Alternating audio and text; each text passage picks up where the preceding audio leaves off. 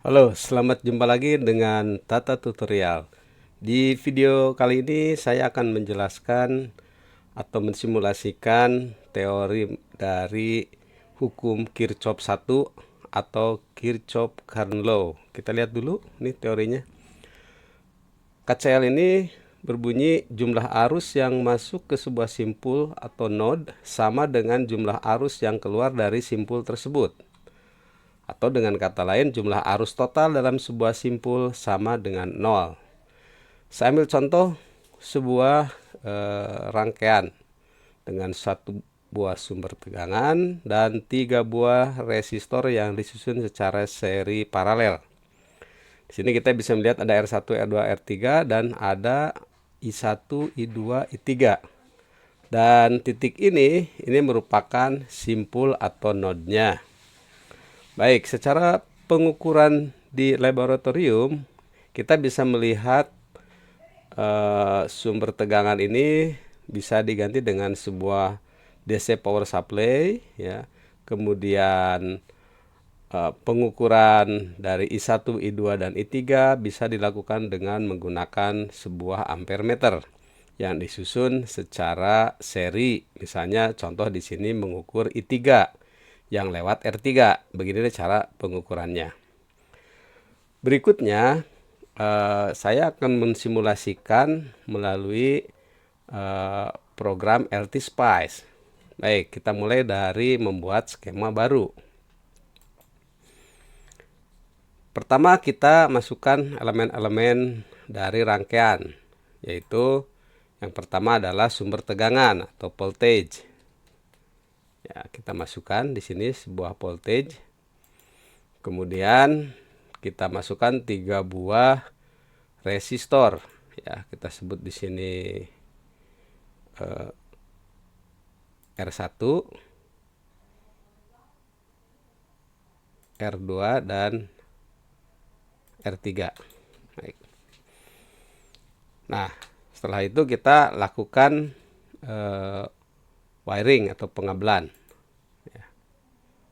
Kita hubungkan sumber tegangan dengan terminal salah satu terminal R1. Kemudian dari R1 ini kita cabang di sini ke R2 dan ke R3. Kemudian dari R3 ini dihubungkan ke negatif power supply. Dan R2 juga sama, hubungkan. Nah, ini sudah terbentuk wiringnya. Tidak lupa kita pasang ground ya di salah satu terminalnya. Kita simpan di sini groundnya. Setelah itu kita wiring lagi, negatif power supply kita hubungkan ke ground. Ya, seperti ini.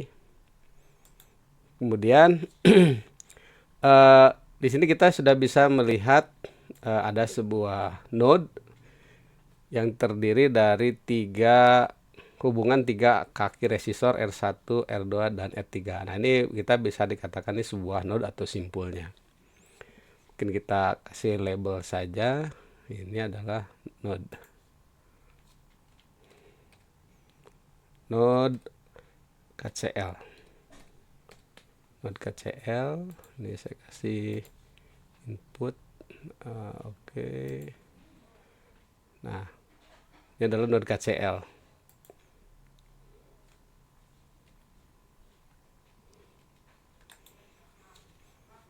Node KCL kita kasih label di titik ini. Saya mau pindahkan ini saja.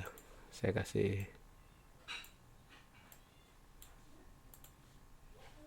kasih dulu net supaya bisa di rotate.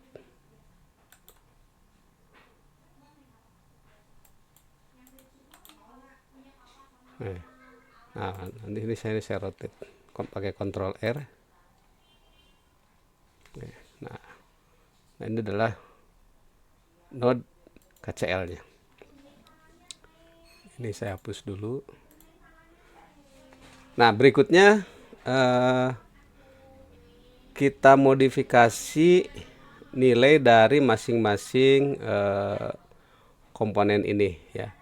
Jadi misalnya di sini untuk komponen ini sumber tegangan saya setting nilainya 10 volt. Kemudian R1 saya setting nilainya 500 ohm. Kemudian R2 1 kilo ohm. Begitu pula R3 saya kasih nilai 1 kilo ohm. Baik, sekarang sudah terbentuk sebuah rangkaian dengan sumber tegangan 10 volt dan 3 buah R yang disusun secara seri dan paralel. Berikutnya adalah melakukan pengukuran arus yang melewati R1, R2, dan R3 untuk membuktikan hukum Kirchhoff tentang arus ini. Untuk merunning atau melakukan pengukuran, kita tekan tombol run ya.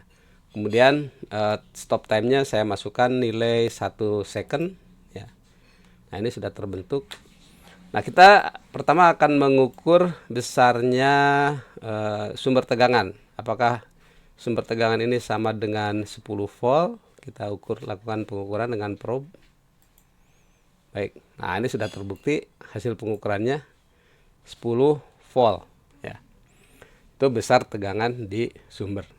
Selanjutnya untuk lebih fokus karena kita akan melakukan pengukuran I1, I2 dan I3, maka tegangan ini saya hapus supaya lebih fokus ke arus.